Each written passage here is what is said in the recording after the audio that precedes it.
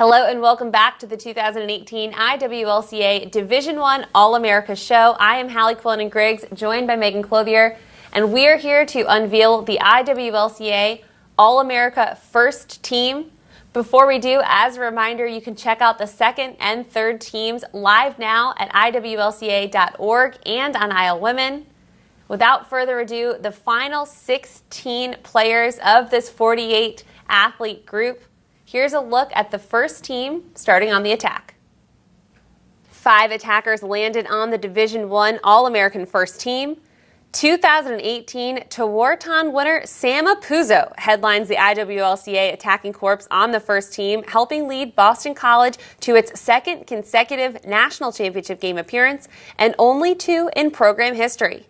The first Eagle to ever capture the Tewaaraton Trophy, the junior is a 2-time first-team All-American and tallied team highs in goals, assists, points, caused turnovers, and draws for the Eagles this spring on 88 goals, 41 assists, 129 points, 31 caused turnovers, and 163 draw controls. Her 45 ground balls ranked second for Boston College. Katie Hogue broke onto the scene in 2018, earning all ACC, all region, and all American honors for the first time in her young career. The North Carolina sophomore led all Tar Heels in points and assists with 89 and 50 respectively. Her assist total is a new single-season program record in Chapel Hill. Hogue earned all ACC tournament laurels, helping guide North Carolina to back-to-back ACC crowns.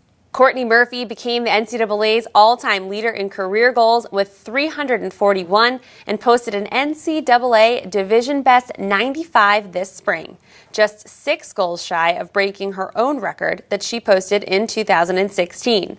She is the only player in NCAA history to surpass the 300-goal mark and departs Stony Brook a 2-time first-team All-American.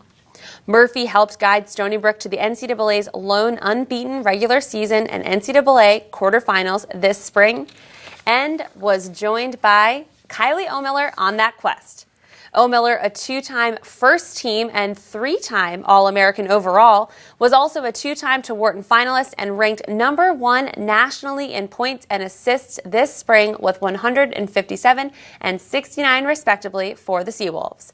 The America East Offensive Player of the Year is the NCAA Division I career record holder for both points and assists, setting the mark at 498 and 246 respectively, and breaking both of those records that were once held by Jen Adams and Hannah Nielsen, 2 of the best to ever play the game. The senior is widely regarded as one of the most exciting players in the game, having made multiple appearances on ESPN's SportsCenter throughout her storied 4-year career on Long Island. And Megan Whittle became Maryland's all-time leading goal scorer this spring, eclipsing Jen Adams and setting a new Terrabin program record with 298. This spring, the Tewaaraton finalists led Maryland in scoring with 84 goals and 99 points, in addition to grabbing 18 ground balls, causing 10 turnovers, and setting a career high with 42 draw controls. Scoring a team-best 37 free position goals, the team captain departs College Park a 3-time All-American. Congratulations to all 5 first-team attackers. Megan, a record-breaking group. Whew.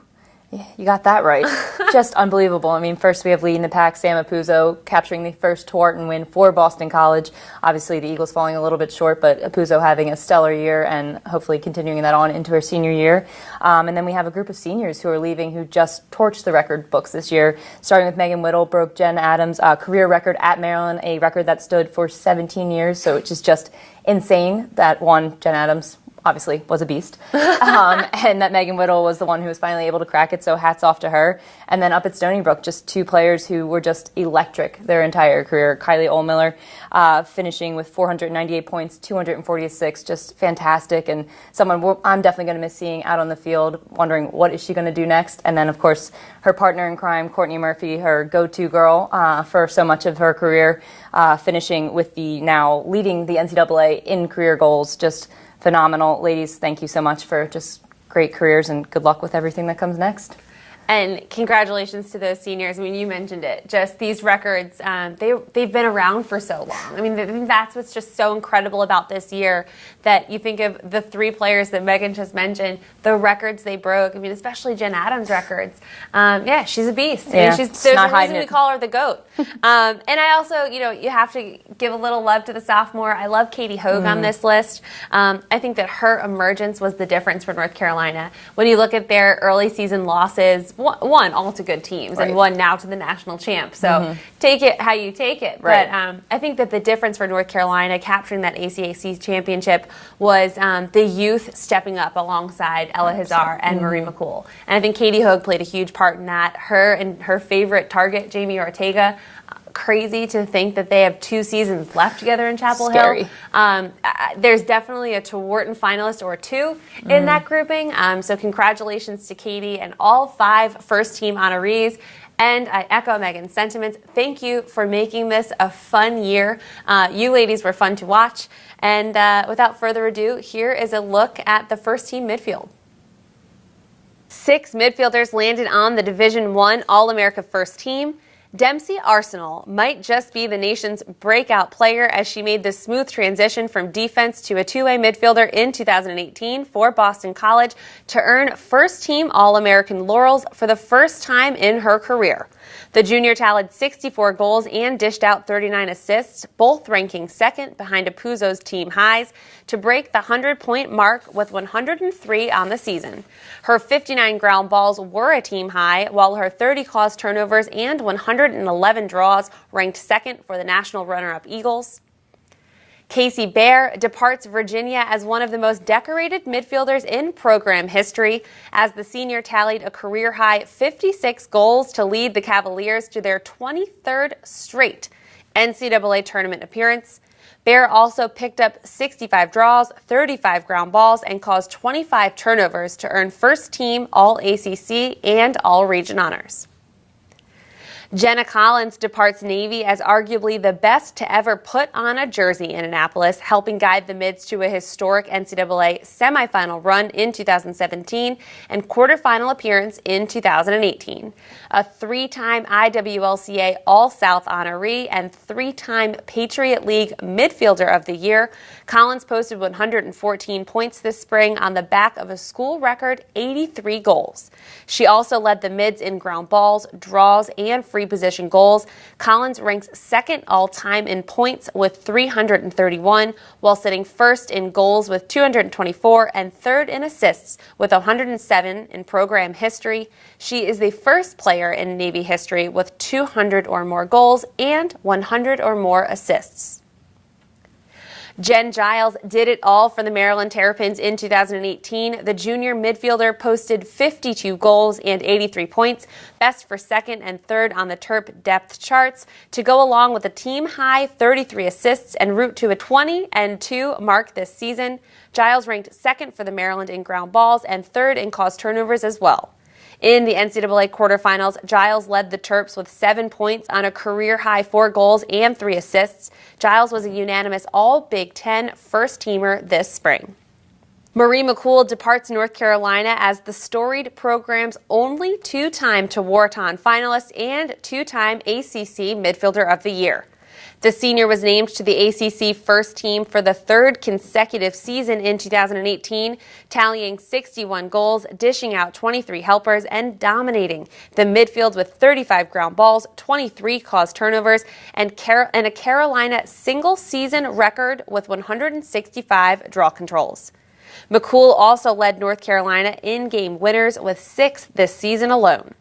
Marie departs North Carolina an ACC champion and a 2017 world champion. Additionally, she was the 2017 ACC Scholar Athlete of the Year. And Katie O'Donnell rounds out this team after being named the Big Ten's 2018 Midfielder of the Year, earning her 3rd straight All-Big Ten honor. The Penn State senior finished her final season in Happy Valley, ranking second on the team with 61 goals and 67 points.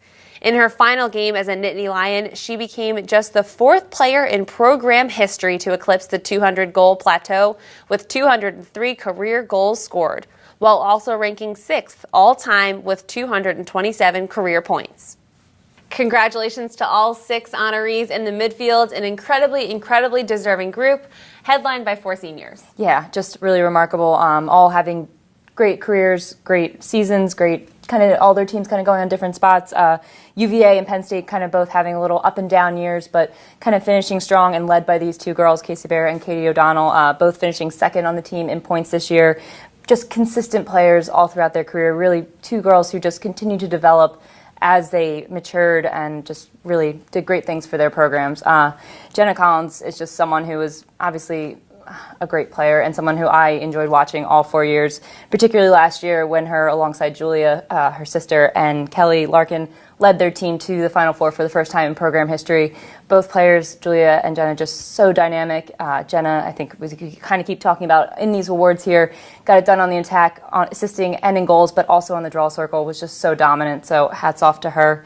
And then Marie McCool, I mean, we talked about it on the IWLCA show last week, just a ultimate gamer, competitor, athlete, just a force all over the field. One of the best draw specialists this year, and someone, I will say it again because I think it needs to be noted, and I think more people need to conduct themselves in her way. Down by 3 goals, 30 seconds left, scores against James Madison, knows the game's out of reach, but it doesn't matter because that's what she does. That's how she plays. She's going to do what she can to make her team better and to try and get them there. So hats off to her for a fantastic career down at Chapel Hill, and good luck for everything that comes next.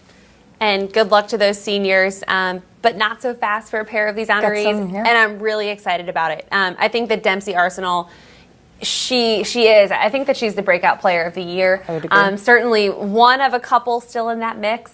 But the way that she just so seamlessly transitioned from a defender into a midfielder. Last year she played a little bit of both, but she was really relied on heavily as a defender. So this year her team said, no, we need you to score goals, especially without Kenzie Kent, with some of the graduations from the year prior. Acacia Walker relied heavily on Arsenal, and she delivered. They told me at the Final Four, she has played every second of every game. She doesn't get tired. We ask it all from her, and she delivers tenfold. She scores goals, discs out assists, dominates the 50-50 possessions. Oh, and if we're marking up against the opposition, you're taking on their best midi. So she does it. She doesn't complain. She doesn't come off the field. And I think that a lot can be said about Jen Giles. You talked about Marie McCool's performance in the NCAA semifinals. I think Jen Giles came alive in that game. One thing I love about Jen Giles as a player is it kind of seems the bigger the moment, the bigger the game. I love the way she steps up. This year, it was nice to see her take on that veteran role for this team. Next year, I think there's some Tewaaraton spots wide open, and these 2 players, in my opinion, are 2 of the 5 players returning that you guys have to watch next year. They could be in that Tewaaraton conversation. And as we've done, I will dish it over to you. Here's a look at the first team defense and goalie. Julia Bragg was named the 2018 Big Ten Defender of the Year, playing a key role in limiting the opposition's top scorer for the majority of the season. An all-Big Ten team and tournament team honoree, Bragg picked up 29 ground balls this spring to go along with 15 caused turnovers. The Maryland junior was a team captain this spring, starting all 22 games. Sarah Brown helped Colorado to a share of the Pac-12's inaugural regular season bragging rights, leading the Buffs in caused turnovers and ground balls with 34 and 58 respectively, both CU single-season records. The senior was named the conference's first ever Defender of the Year in 2018 and earns All-American honors for the 2nd straight year. Olivia Conti earns her 2nd straight All-American honor this spring, making the jump from the 2nd team this spring after breaking her own Towson and CAA record for caused turnovers in a season with 52. In 2018, she led the CAA in caused turnovers per game with 2.48, while ranking 3rd in ground balls per game with 2.43. Conti was the only sophomore to be selected as one of 25 Tewaaraton nominees. Elizabeth Miller anchored BC's defensive run to the national championship game, earning all ACC honors and All-American honors for the 2nd time in her career along the way. The 2018 ACC Defender of the Year picked up 31 ground balls, 46 draws, and caused 19 turnovers this spring, and wasn't afraid to do the offensive work in transition, posting 6 goals and dishing out an assist as well. And in goal, Colorado's Julia Lisell earns her first All-American honors as a redshirt sophomore.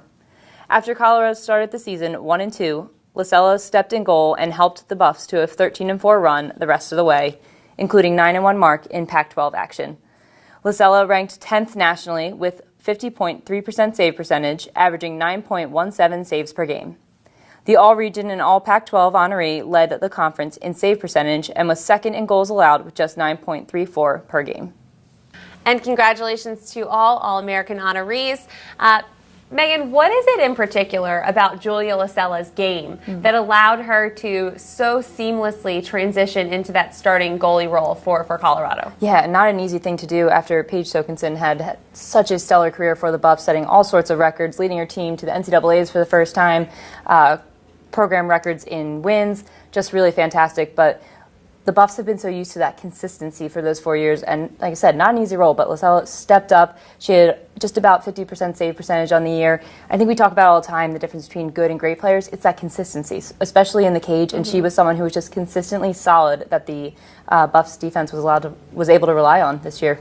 And Paige probably had a little bit to do with that, playing under, and when you're playing under someone that's just so talented, it makes you better. Absolutely. So LaCella waiting in the wings, got her chance, made the most of it this year, and there you have it. Congratulations to all 16 IWLCA Division I first-teamers and all 48 Division I All-Americans. As I mentioned, we will be back later on. We will be announcing the first ever IWLCA Division I Player of the Year and the attacker, midfielder, defender, and goalie of the year. Thanks for watching and stay tuned.